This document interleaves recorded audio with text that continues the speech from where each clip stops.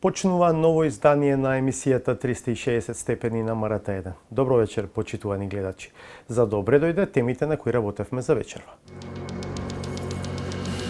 Од 1,8 милиарди евра што ЕУ ги одвоила за Македонија преку ИПА фондовите, земјава успеала да потроши само 880 милиони. Тоа се пари за околу 1250 вакви градинки. Често пешачките премини се избледени или речиси целосно избришани. Зошто? Побаравме одговор на терен. Тоа што ја прави оваа депонија различна е и трината на загадувачите. Ѓуброто се фрла точно по границата меѓу две општини. We are saying that let's give this promise to the other candidate countries right now. 2030 we will be ready to have you in. Зошто пешачките премини во земјава толку важни за безбедноста пред се на пешаците во сообраќајот често се избледени или речиси целосно невидливи? Одговор на прашањето нуди истражување на Центарот за граѓански комуникации за тендерите за таа намена во период од 3 години, од 2023 до 2025. Тоа открива дека повеќе од половина од општините во земјава немале посебна јавна набавка за обележување улици. Нашиот Зоран Јовановски отиде чекор понатаму и праша дел од локалните самоуправи што не распишале тендер, зошто, особено што дел од нив се урбани. Еве историјата. Секој ден, секој пешак или велосипедист го бара најсоодветното место за безбедно да премине улица – пешачкиот премин. Белите ленти на коловозот значат дека тоа е законски определено место на кое моторните возила немаат предност. Пешачкиот премин не е само исцртани бели ленти на асфалтот. Тоа е зона на взаемна почит меѓу пешаците и возачите, како и законска сигурност што го дели животот од трагедија. Но таа сигурност исчезнува кога ќе исчезнат белите ленти. Често пешачките премини се избледени или речиси целосно избришани. Зошто? Побаравме одговор на терен. Во изборот на локации се водевме од истражување на Центарот за граѓански комуникации. Нивната анализа на тендерите на општините и локалните јавни предпријатија за набавка на боја и услуги за бележење на хоризонтална сигнализација на улиците покажа дека во периодот од 2023 до 2025 година дури 46 од вкупно 80 општини плюс град Скопје воопшто не распишале тендер за обележување улици. 7 општини имале само една набавка во тригодишниот период, 14 имале две, а само 14 локални власти имале тендери за обележување улици секоја од трите анализирани години. Според истражувањето, меѓу општините што последните 3 години немале ваква набавка, не се само мали рурални, туку и густо населени како Аеродром, Чаир и Бутал. Топлото време ја диктираше раздвиженоста по главниот булевар Јане Сандански во скопската општина Аеродром, во јунскиот ден кога снимавме на терен. Поради двостепената локална власт во Скопје, надлежно за магистралните улици, како за овој булевар, е јавното предпријатие Улици и патишта на град Скопје. На еден од најфреквентните пешачки премини, белите ленти се релативно бледи, но сепак видливи. Олеснувачка околност е што сообраќајот тука е регулиран со семафори.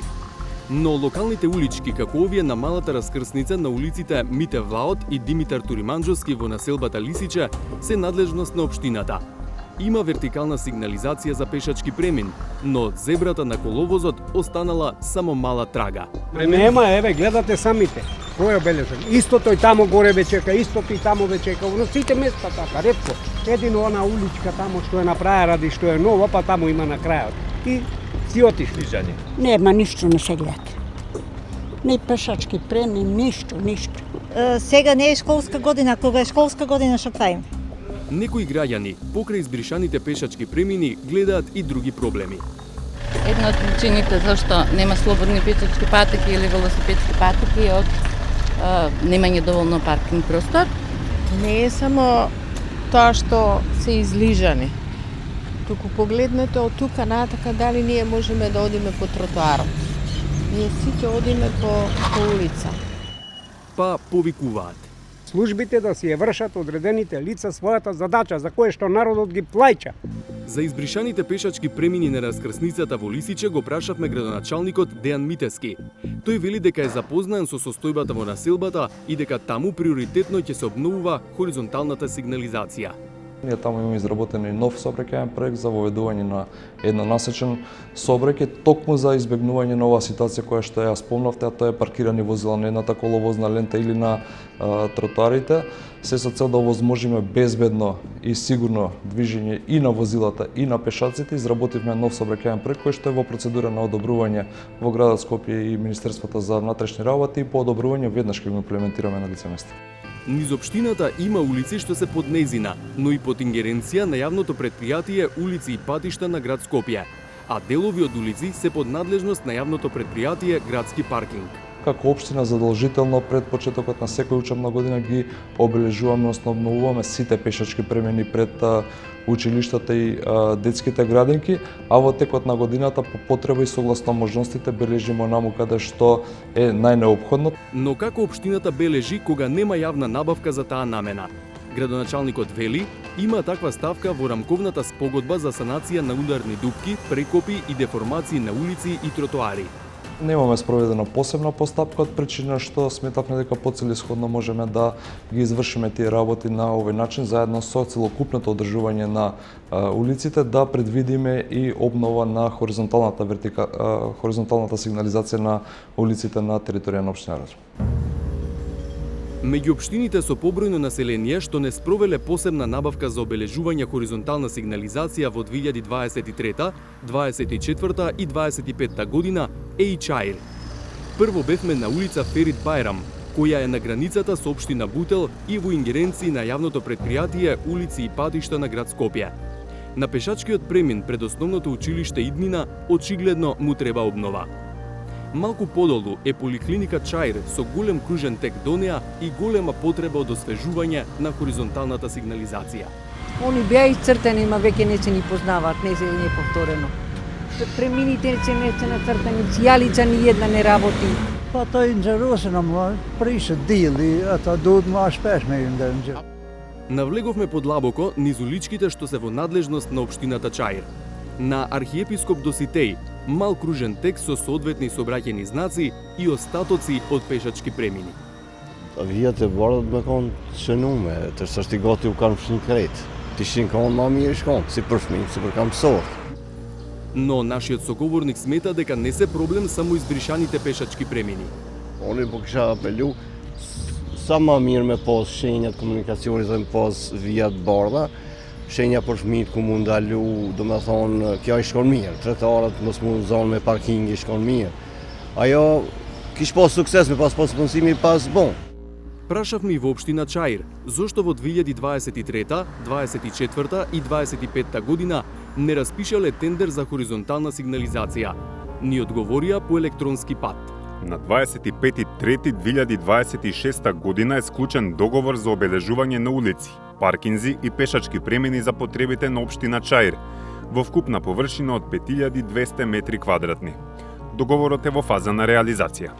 И покрај тоа што не ни посочија според кој тендер се набавени стоки и услуги за бележење во периодот од 2023 до 2025 година, од Чаир тврдат дека редовно имаат активности за обележување и одржување на хоризонталната сообраќајна сигнализација со приоритет на критичните локации како што се училиштата. Следна за посета меѓу општините што во 3 години немала набавка за обележување пешачки премини ни беше Бутел. На терен најдовме дека во оваа локална самоуправа не е обновена зебрата ниту пред општината. Пешаците минуваат онаму каде што запомниле дека бил пешачкиот премин. Пешачки не се приметува, полна линија, прекината линија, не се гледа ништо. И не само пред општината, слична е состојбата вдолж речиси целата уличка. Не е добро тоа што не се обележани и возачите не знаат каде точно има, нели, а и ние преминуваме не соодветно, него гледаме ни каде е у близина пешачкиот премин, па да дојдеме до него. Пешачките премини се делумно избришани и на улица Бутелска, што е паралелна со уличката пред зградата на општината. Бутелска е во надлежност на градското јавно претпријатие улици и патишта. Но нашите соговорници велат дека не е така само во Бутел.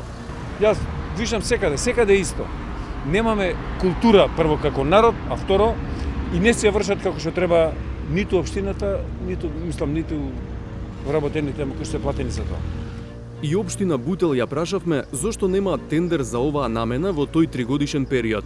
Конкретен одговор не добивме, но ни пишаат дека општината по завршување со реконструкција на улици ги бележи и поставува хоризонтална сигнализација. Ни пратија и фотографии. Во тек е обележување на улиците кои се во надлежност на општина Бутел. Покрај тоа, локалната самоуправа има воспоставено соработка со град Скопје за обележување на улиците кои се во надлежност на градот. Во однос на безбедноста, локалната самоуправа постојано спроведува активности за зајакнување на безбедноста на учесниците во сообраќајот и вложува во проекти за подобрување на патната инфраструктура. Како што веќе истакнавме, дел од избришаните пешачки премини што ги снимивме се на јавното претпријатие Улици и патишта. Според Центарот за граѓански комуникации, оваа јавно претпријатие во анализираниот период има редовни набавки на боја за обележување хоризонтална сообраќајна сигнализација. Од Улици и патишта велат дека работат согласно програма усвоена од Советот на град Скопје, според која вршат периодично и интервентно бележење. Покрај тоа, одговараат и на повици на граѓани, полицијата и други институции за обнова на пешачки премини, а имаат и своји патроли. Па, зошто тогаш низ Скопје има улици под нивна надлежност што не се добро обележани, како што сведочеа и граѓани? Еднаш годишно задолжително се фарбаат сите градски улици, она што ни е по програмата. Барем еве во овој период. Дури и надокнадуваме, па гледаме кога е пред сезоната и за време на целата година пред училиштата, пред градинките, значи тие образовните установи дефинитивно пред институциите, болниците и овако. Тоа е приоритет број 1 каде што удираме акцент. Граѓаните сите што коментираат, знаете што, ќе скочите на главната улица е добро. Меѓутоа, внатре во тие сервисните улици и све, и за тоа може би е впечатокот. Во анализата на Центарот за граѓански комуникации пишува дека голем број од општините и јавните претпријатија не бараат стандарди за квалитет при набавка на боите. Јавното претпријатие Улици и патишта Скопје, јавното комунално претпријатие Дервен Велес, јавното претпријатие Паркинг Кавадарци, како јавното претпријатие за изградба и одржување на јавен простор во општина Битола се истакнати како позитивен пример. Во своите тендерски документи имаа поставено највисоки услови и барале бојата да биде квалитетна според стандардот МКЦ ЕН 1436/2018, а теренската издржливост и отпорност на лизгање според стандардот МКЦ ЕН 13197 плюс А1 2014. Такви стандарди не биле барани од останатите општини и јавни претпријатија од оваа група.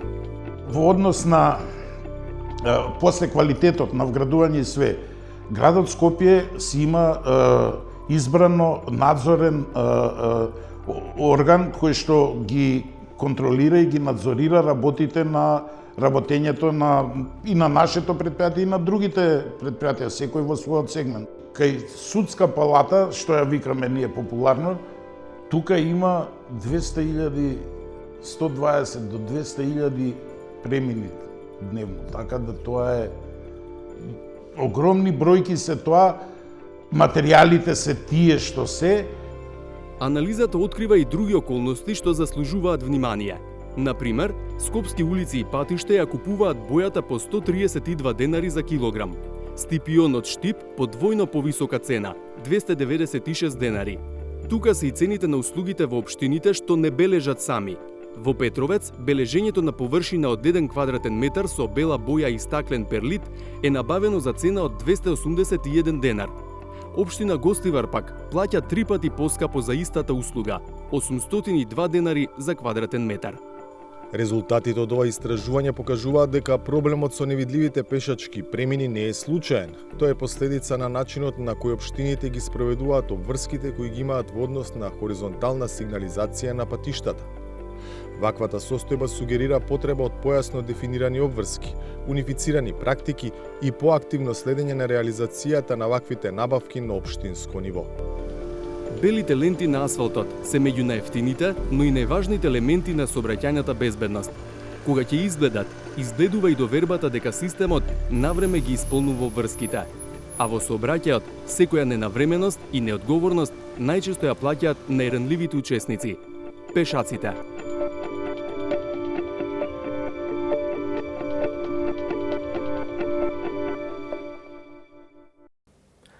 Следна тема. Ние, граѓаните на Македонија, годишно произведуваме околу 756.000 тони комунален отпад. Од нив организирано се собираат околу 640.000 тони. Другите 116.000 тони или околу 1/6 завршуваат на диви депонии, дел поради наша негрижа, дел поради немање систем за собирање или депонирање. Ова го покажува официјалната државна статистика. Следувањето на оваа област е еден од приоритетите поради нас самите, но и поради преземените обврски пред ЕУ. Во меѓувреме се зголемуваат свеста и бројот на иницијативи за чистење на средината во која живееме, но се уште има такви на кои ама воопшто не име грижа. Хекура на Кифи.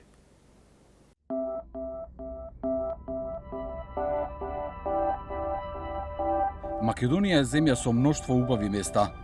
Пределот по Чар планина сепак отскокнува и со пейзажите и со развиените села. Но колку и да дарувала природата, и тука човекот нашол начин да извалка. Меѓу шумите, зелените полјани и теченијето на Вардар, локалното население засадило депонија. Тоа што ја прави оваа депонија различна од стотиците слични низ земјава е и трината на загадувачите. Ѓуброто се фрла точно по границата меѓу две општини, Желино и Јегуновце. Таа граница не е важна од географски, туку од административен аспект, кој е надлежен да казнува и нагледува, кој е надлежен да чисти.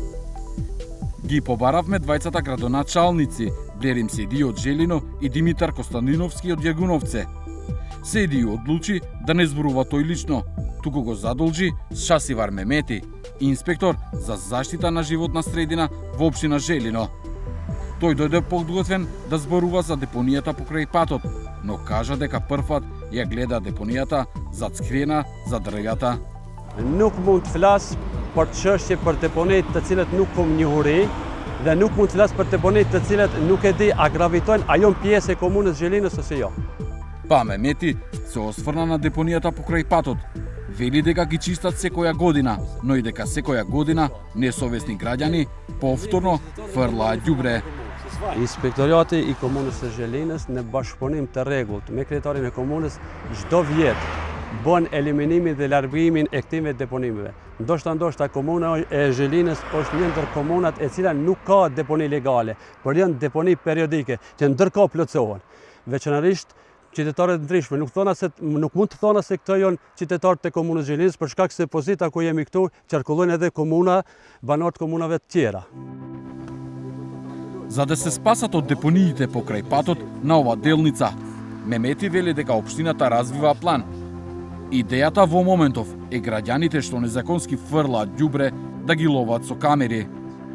Se ne pashtojmë kjo plotësohet, të vënsh e largosh prapa plotësohet. Do me thonë ne o do të rajtim nivelin e të punësaumive, o do të që jena në fazën e pregaditjes që të monitorojmë me kamera, se dhe ajo kosto është.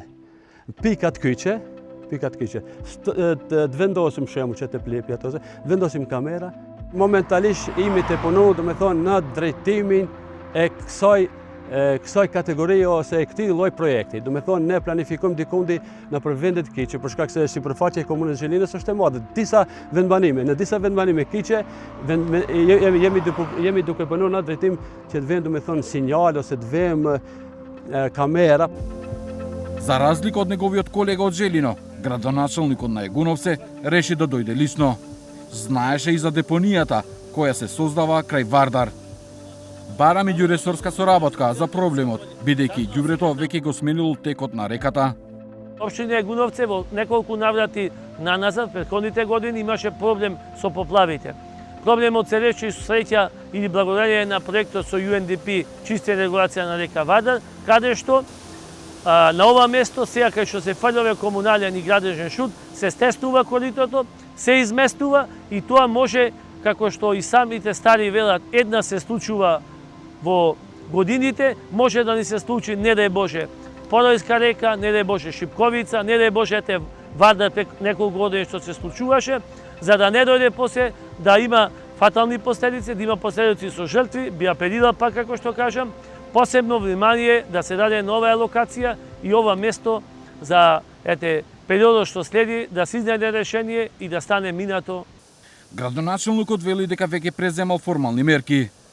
Имаме пријавено институционално зборим, како институција, преку комуналниот инспектор, имаме пријавено до МВР, лоцирани са и со доказ најдени сторителите и постапката се уште ние како локална самоуправа немаме информација до кај е што е. Беше и јавено видител повикан, значи согласно законот за надлежноста, ние до сега немаме. Чекаме уште некој период и ќе побараме официјално информација од МВР до кај е постапката за таквите случаи девијатни појави што се. Многу нешта за оваа депонија покажува и самиот отпад. Меѓу другото, имаше значителна количина асфалт.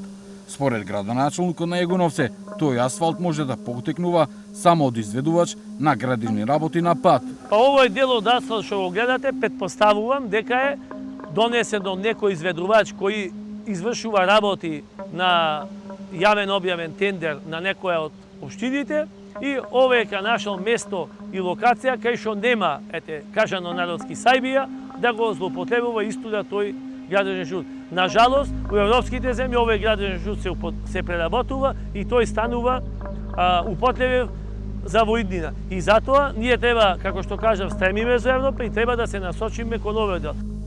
И Костадиновски посакува камери за да ги лови сторителите, но тој апелира нив да ги стави МВР на исклучувањето на автопатот Скопје-Тетово кон Желино и Егуновце.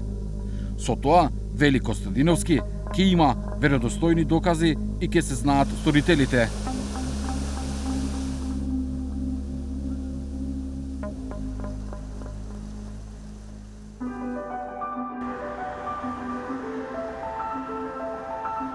Според Државниот завод за статистика, годишно Македонија произведува околу 756.000 тони комунален отпад.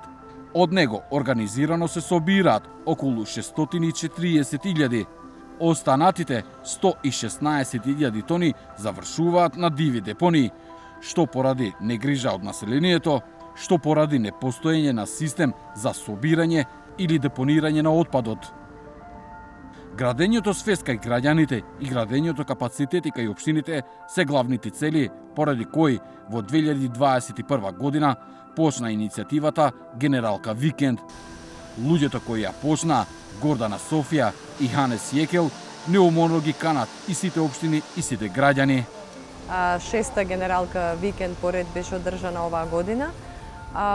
Искрено да бидеме самиот број на волонтери секоја година се зголемуваше не дупло, туку многукратно, што зборува дека граѓаните сакаат да живеат во чиста земја, дека тоа им значи дека преземаат одговорност. We see that this year we have at this point we don't have the correct number yet, but as it looks like, Generalka Weekend has been the biggest cleanup action since the earthquake in 1963. Расте бројот на волонтери, расте бројот и на вклучени општини, но вели Софија, факт е дека се уште има општини кои не нудат организирано собирање или депонирање на отпадот, а и не покажуваат многу повеќе од декларативен интерес. Факт е дека се повеќе граѓани се вклучуваат во акцијата и се повеќе институции не контактираат. Исто приметивме дека пред 6 години, на локалните избори, темата екологија, животна средина беше можеби на 10 или 15 место по приоритет, додека на минатите локални избори тоа беше тема број 1. Дека животната средина им е важна, тврдат локалните власти и во општина Желино и во општина Егуновце. Но, за да го решат заедничкиот проблем, ќе треба секој да го заврши својот дел од работата. Прво, да помогнат да се фатат оние што загадуваат, а истовремено да понудат јасни алтернативи, каде и како може легално да се депонира отпадот.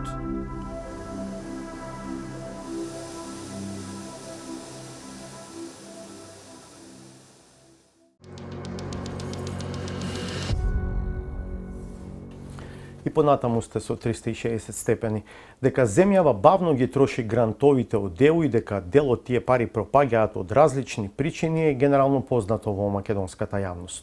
Но дека од речиси 2 милиарди од ИПА предвидени за проекти во Македонија во изминатите 2 децении се искористени едва и половина е речиси непознато. До ова сознание дојде колегата Александар Димитриевски кој побара одговори зошто е тоа така. Релиндија на албански, односно препорот на македонски. Ова името на новата градинка во Тетово. Ги отвори вратите минатата година, по неколку годишна изградба. Објектот е клон на матичната општинска јавна установа Младост, односно Ринија на албански. Колку деца имате во градинката, а колку ви е капацитетот? Деца имаме запишани 226, капацитетот ни е 155. Каде ќе беа овие деца денес како не се отвореше оваа нова градинка? Може би че се запишале во приватни или немаше да се запишат во ниту една градинка поради цените и условите за плаќање на градинка. Без да се загрижи некој, не може да и да работат, особено мајките. Причината што 226 деца имаат каде додат во градинка се напорите од локалната и централната власт во последните неколку години. Но пред се, парите од предпристапната помош што ги одвојува Европската Унија за земјава. Скратено, од ИПА програмата.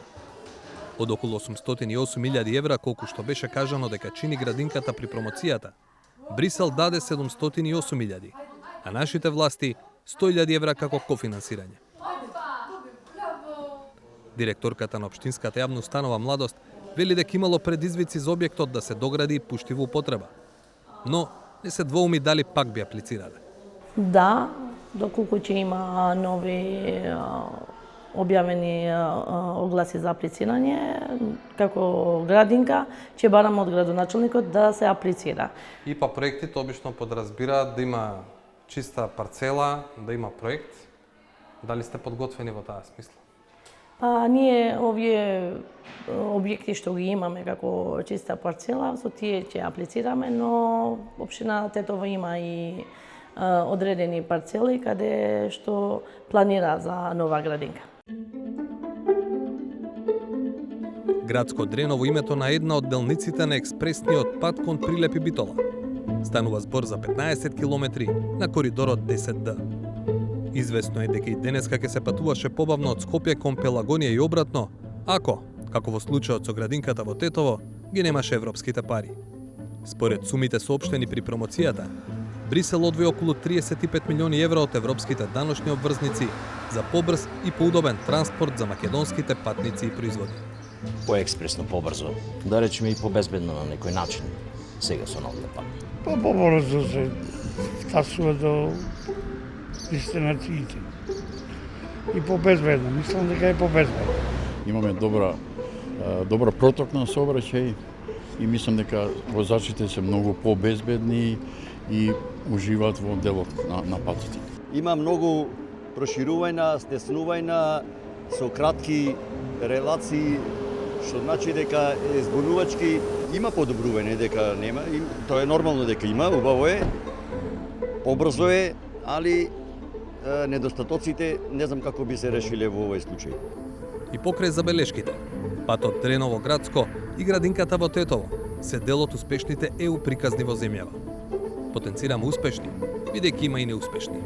Во последниве 20 години Европската Унија има одвоено околу 2 милиарди евра за проекти преку ИПА фондовите. Тие пари сепак не се делат кому дојде.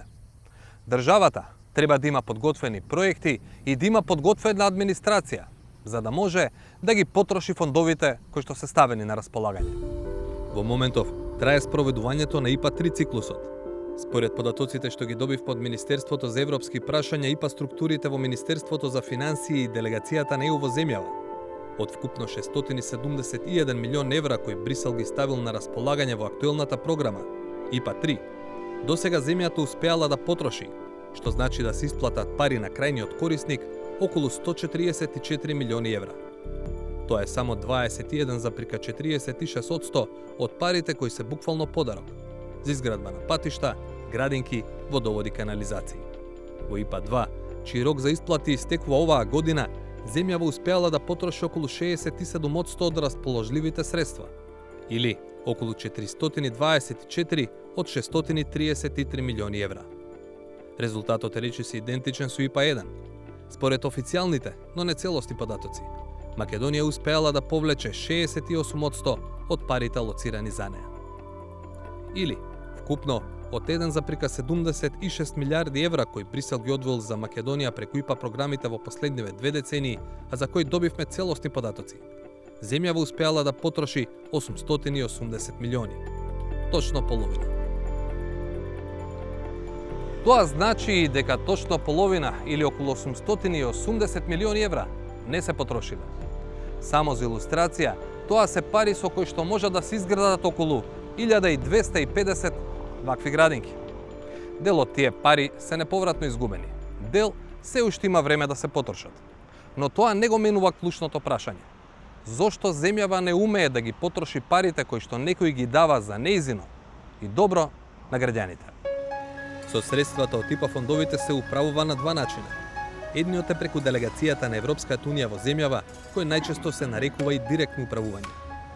Другиот начин е управување од систем на домашни институции, кој се нарекува индиректен. Под менаџирање, меѓу другото се подразбира прием и обработка на проекти, подготовка и распишување тендери, склучување договори и изведба на проектите. Кога е во прашање ИПА-2, според податоците од Министерството за европски прашања, кај делегацијата на ЕУ се алоцирани 279,5 милиони евра. Мисијата успеала да потроши 90,6% од парите за проекти во земјава со кои управува. Кај македонските национални институции биле алоцирани 353,5 милиони евра. До сега не успеале да потрошат ниту половина, 48,2%. Кај ИПА-3, чија имплементација тече во моментов, делот со кој управува делегацијата на ЕУ се зголемил на 387,4 милиони евра. До сега успеале да потрошат околу 35% од парите со кои управуваат. На националните институции значително им се намалени парите кои им се дадени на управување споредено со претходниот ИПА циклус на 283,5 милиони евра. До сега успеале да потрошат само 8 милиони евра. Тоа не се ниту 3% од парите кои се оставени на располагање. Нискиот процент на повлечени европски пари од домашните институции за ИПА-3 во најголема мера се оправдува со фактот дека доскоро не можеа да трошат пари од програмата. Но, зошто Брисел во последната програма за помош одлучи поголем дел од парите да се трошат преку локалната делегација на ЕУ, наместо преку македонските институции? Тоа беше првото прашање што го упативме до Штефан Худолин, шефот за соработка во делегацијата на ЕУ во земјава. There are several reasons for this. One is that we had less funds at our disposal because at the beginning of this IPA cycle we had different support programs that we had to service from this pot. It was the COVID response, then it was the energy support packages, so ultimately we had less funds available. Secondly, we also wanted to take into account the lessons learned from the previous IPA cycle, where funds could not be utilized. So we wanted to give, especially here in the country, North Macedonia, we wanted to give the services a breather for the first couple of years, not to have any funds, but only to look after the allocations from 25 to 27 at the end of the IPA period, and then to have a reduced and hopefully manageable amount that then can also be absorbed. Сепак, како што покажуваат податоците, не се сите области еднакво неефикасни. Според бројките кои ги споделија од делегацијата на ЕУ и од Министерството за европски прашања, најголемиот дел од непотрошените европски пари се во два сектори. Во ИПА-2 програмата, од околу 115 милиони евра одвоени за животна средина и климатска акција, земјата успеала да потроши околу 25 милиони евра, или 21,96%. За транспорт пак, од расположливите 111 милиони евра, потрошени се 36 милиони, или околу 32,5%. Тоа е далеку пониско од националниот просек. Кој е виновен што не ги трошат европските пари, прашавме во двата владини ресори надлежни за овие прашања. Од транспорт одговорија. ИПА финансирањето се пролонгира со поништувањето на тендерот за железничкиот коридор од Крива Паланка до Бугарија. Како што информиравме, тунелот мора да биде заеднички помеѓу двете држави, односно инженерски е невозможно да се направи тунел до половина од планината само од една страна. За таа цел се потпише и договор помеѓу заменик председателот и министер за транспорт Николовски и тогашниот заменик председател и министер за транспорт на Бугарија Караджов.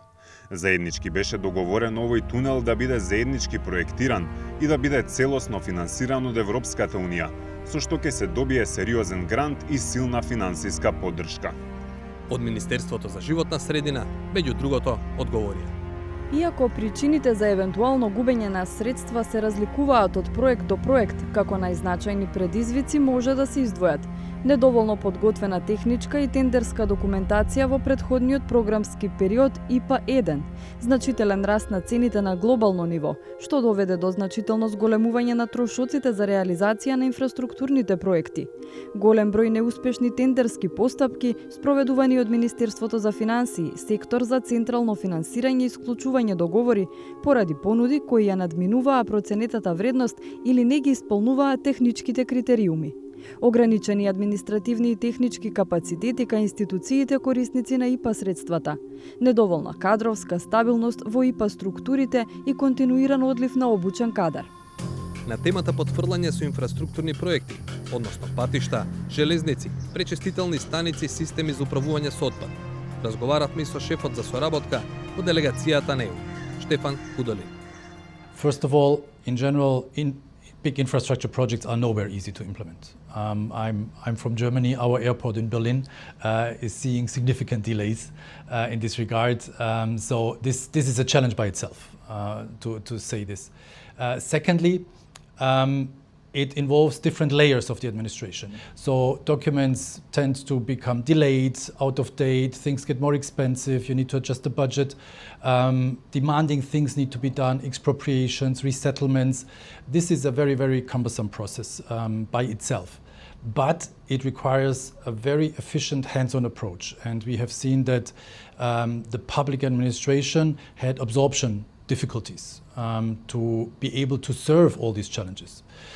To have the expertise in place, to have the engineering, the skills, the staff allocated for this, to be able to do so on all the different levels. Индиректното управување со ИПА фондовите е поделено кај повеќе институции, но сепак главна улога имаат Министерството за европски прашања, кое го координира процесот, и Министерството за финансии, во чиј состав работат клучните тела за контрола и за распишување тендери. На темата клучни слабости во ИПА структурата, од финансии не упатија во Министерството за европски прашања, како орган за координација. Од европски прашања пак ги набројаа следните околности како најголеми слабости: недостиг на чувство на собственост за ЕУ програмите и ИПА кадарот, слаба подготвеност на зрели инфраструктурни проекти кои можат да абсорбираат ЕУ фондови, недостиг на оптимален број и квалификувани вработени во ИПА структурата согласно анализата на обем на работа. Од наведените причини, јасни податоци можевме да обезбедиме само за бројноста на ИПА кадарот. На ниво на цела ИПА структура оптималниот број на вработени е 345, а на 31 декември 2025 година имало 284 ангажирани лица. Односно, пополнетоста со кадар е 82%, покажуваат податоците од МЕП. Некои сектори се издвојуваат со значително пониска пополнетост. Министерство за транспорт 56%, Министерство за социјална политика, демографија и млади 64%, Министерство за животна средина 67% и НИПАК секретаријат 67%. На прашањето зошто ИПА структурата не им е целосно кадровски екипирана, од животна средина не одговорија: недостиг на системска и долгорочна политика за задржување на обучениот кадар во ИПА структурите, што резултира со континуиран одлив на искусни вработени, голем обем и комплексност на работните задачи, недоволно усогласување на годишните планови за вработување со реалните кадровски потреби утврдени во анализата на обемот на работа. Овој став кој го добивме од Министерството за животна средина е особено интересен, бидејќи актуелната влада неодамна воведе механизам за додатоци на плата од 15 до 30% за дел од администрацијата, што ја вклучува и ИПА структурата. За таа цел беа донесени измени на Законот за административни службеници и посебна уредба. Претходно имаше привремен механизам за плюс 15% на плата. Па, прашавме во клучните ресори: дали додатоците се доволни за да се задржи кадарот? Еве ги одговорите. Мерката за зголемување на платата од 15% која што се спроведува од средината на 2021 година, а со заложба на сегашната влада, истата доби карактер на долгорочна и стабилна мерка, каде е обезбеден за гарантиран додаток на плата од 15% за органите и структурите кои управуваат со ИПА. Сметаме дека законското решение кое вклучува и подобрувања во делот на вработување, унапредување и оценување на ефектот од работата уредени со законот, нудат солидна законска основа за обезбедување на задржување на кадарот во ИПА структурата. Сепак, не одговори од МЕП. Во моментов ниту еден службеник не зема додаток на плата повисок од 15%. Одговорот зошто се крие во условите што треба да се исполнат за такво нешто, а кои се речиси недостижни. Например, за службеник да добие 30% додаток на плата, треба да работи во орган кој минатата година успел да потроши 50 милиони евра од ИПА програмата.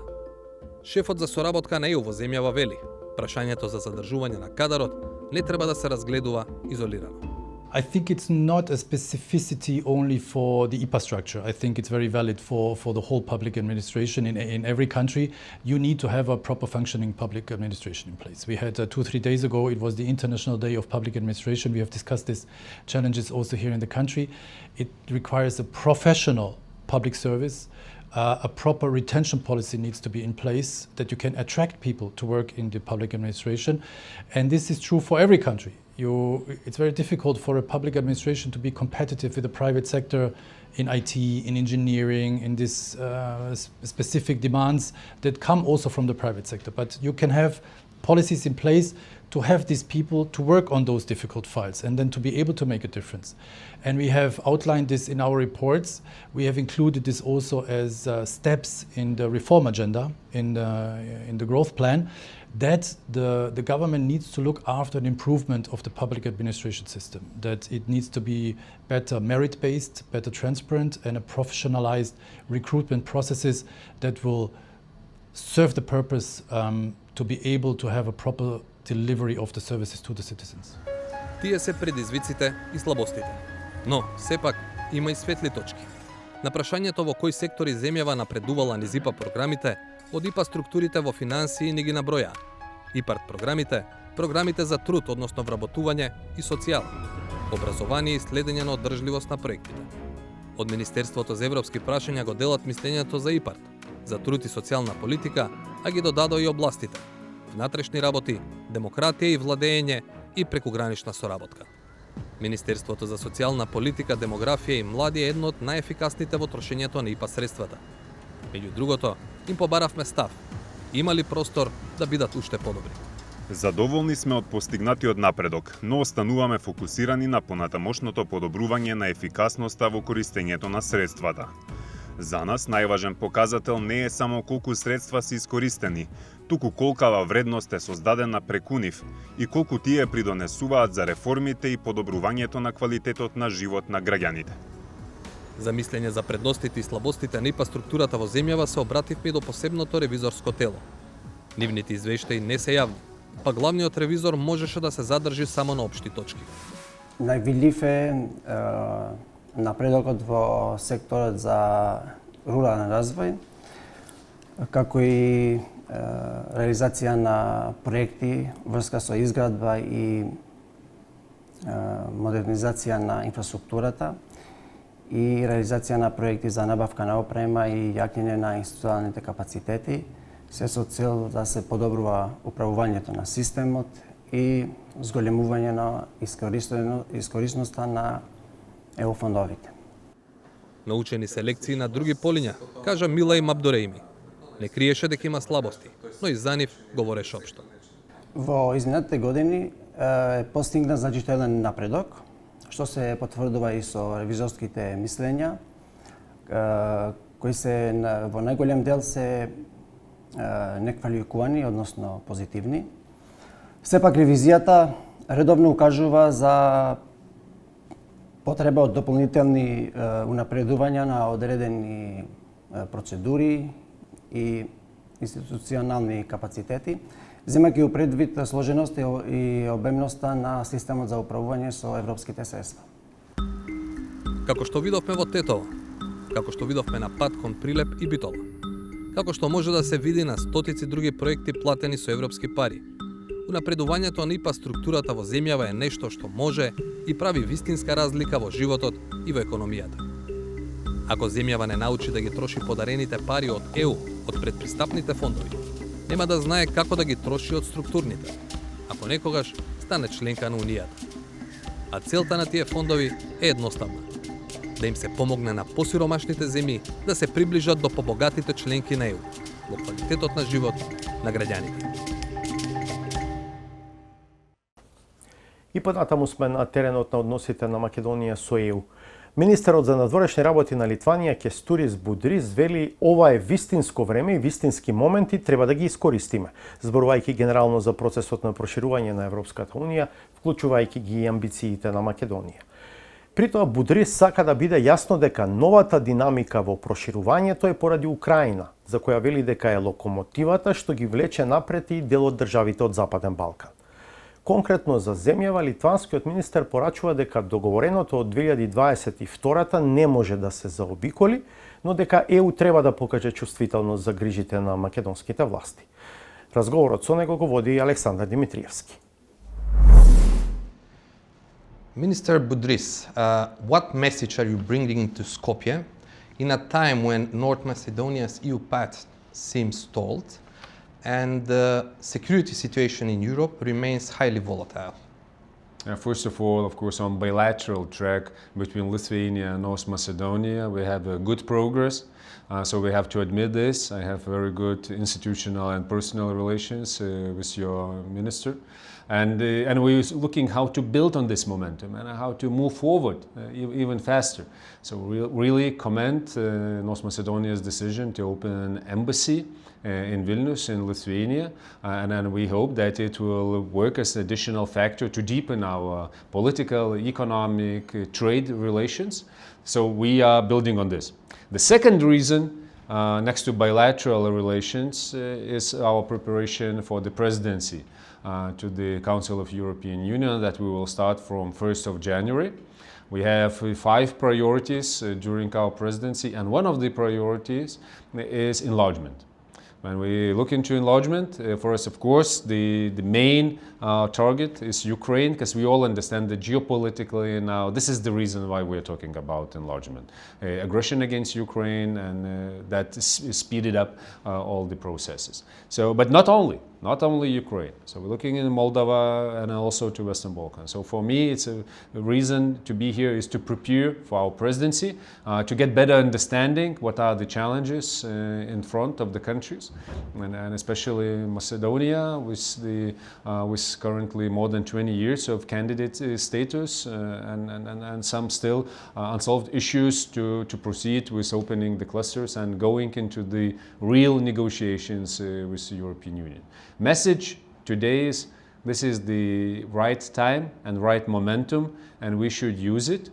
And it's not another repetition of another momentum that was a couple of years ago. No, this time is different, because we understand that geopolitically this is the very need of European Union to get candidate countries in, to finish the unification of Europe's project, to deal with the internal challenges, to get more cohesion inside, and to act as a geopolitical actor globally.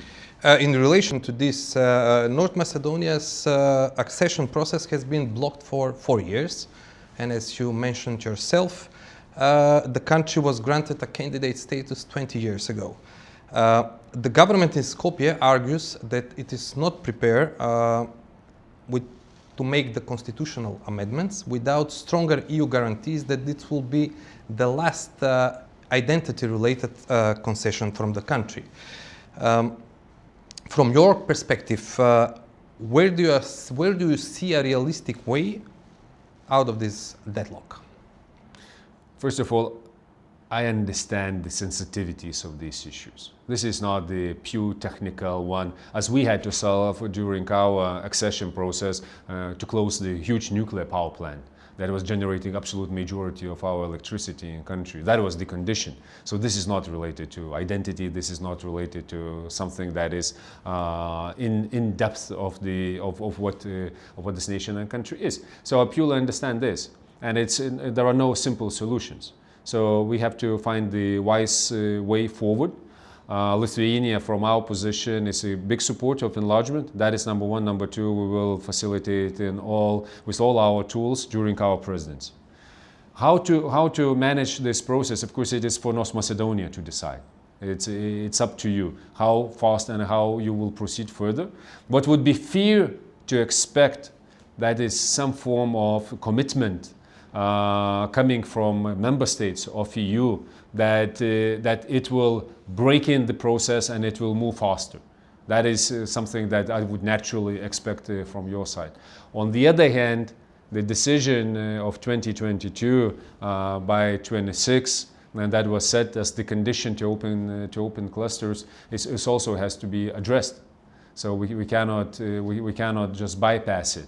So there will be the combination, the assistance from the member states, an understanding of the sensitivities of North Macedonia, decisions by North Macedonia, and also some political commitments that we are proceeding further within the merit-based approach and process. Merit-based means that you do reforms, you do certain decisions and steps, and European Commission and member states address them also from our side with further opening of other negotiation clusters or closing them, and we are getting closer and closer to each other.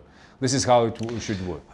Do you believe that Montenegro realistically can join the European Union by 2028?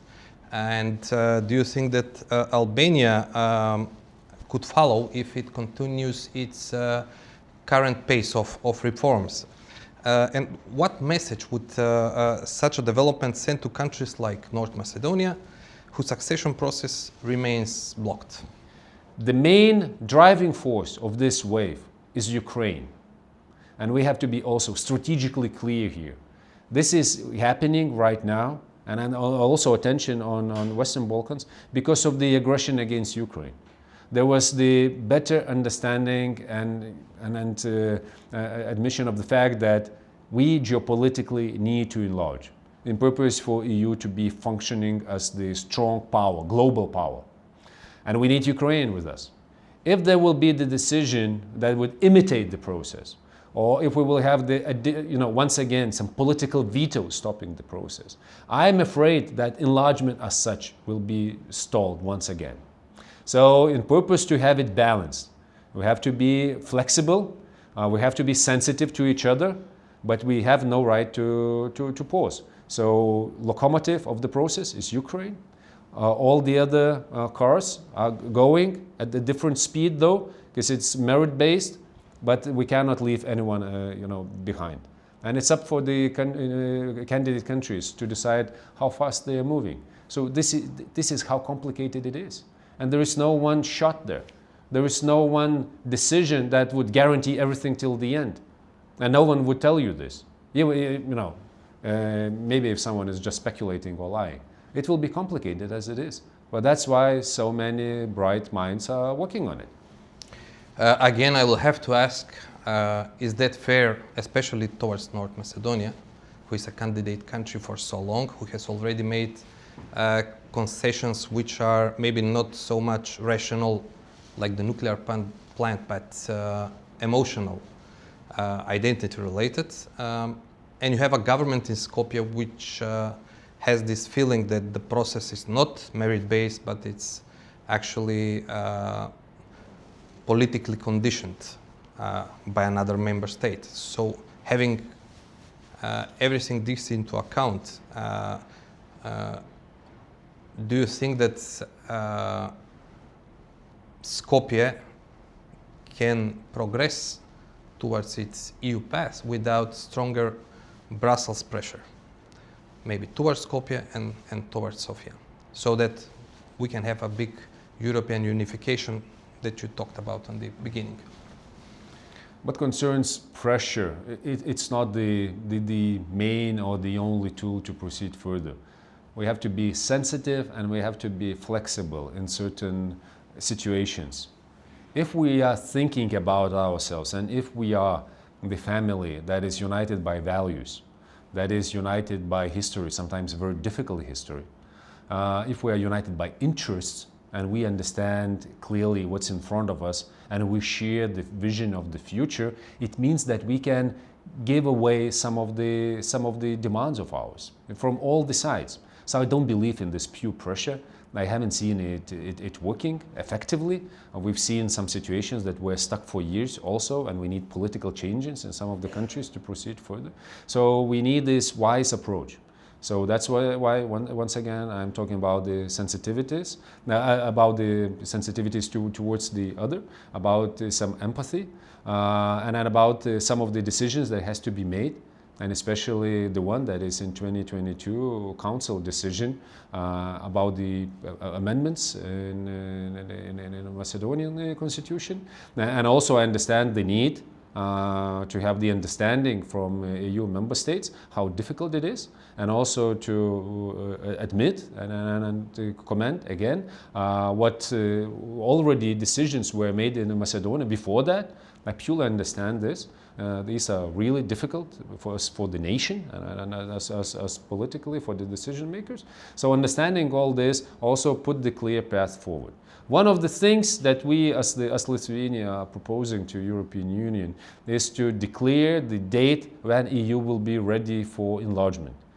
We cannot have, and I have this clear understanding, we cannot have the candidate countries doing their part, doing the homework, doing the reform, going each time with the political struggles within. I'm a politician, I know how it works.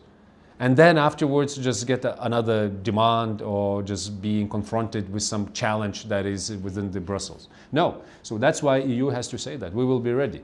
We, as Lithuania, were giving, as a candidate country, this promise back in the beginning of 2000, that 2004 EU will be ready. So we are saying that let's give this promise to the other candidate countries right now. 2030, we will be ready to have you in, and put the timeline. And then it's up to candidate countries, how far they are moving. But then we will have the deadline, and we will take off the speculation that, oh, EU is not ready as the institution. Oh, it's too complicated, too many members. How is this idea received in Brussels? Well, there is some skepticism how we can do this, but it's a political process.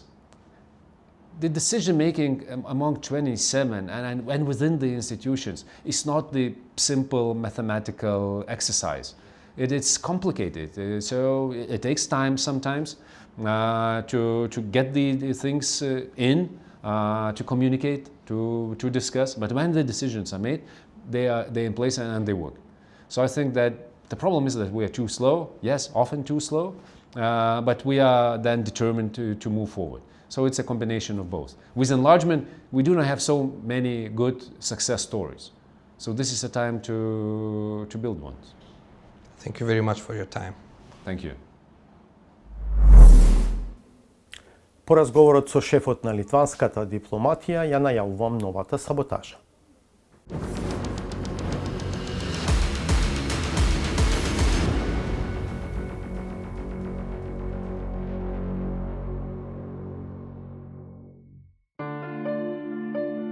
За демографскиот колапс на земјите од западниот свет пред се во Европа постојат најразлични причини за кои веќе подолго време се водат стручни дебати.